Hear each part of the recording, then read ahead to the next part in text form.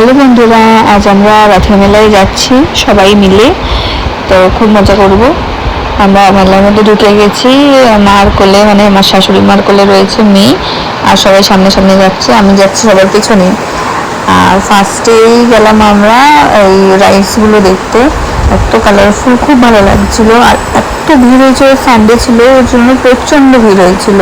আমি শুধু মানুষের মাথায় দেখছি, আর কিছু দেখতে পাচ্ছি না। তো এখানে আমার ননদ বললো যে ও রাইডসগুলো চড়বে।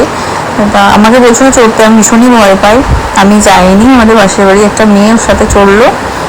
ও আবার এটাকে কি বলে আমি জানি না, ডান্সিং কিছু একটা বলে হয়তো। তোমরা নাম জানলে আমাকে কমেন্ট করে জানিও।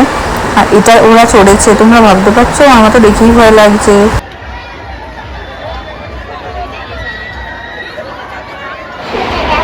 তারপর আমরা কিছু কেনাকাটি করলাম, আমি ব্যাগস কিনলাম, আর মেয়ে কিনলো কিছু খেলনা মাটি, ওর পছন্দের জিনিস কিছু কিনলো। তারপর আমরা ওখান থেকে কিছু খাইনি, আমাদের বাড়ির কাছ থেকে আমরা মোমো আর রোল কিনে বাড়ি চলে এলাম। তো সবাইকে টাটা।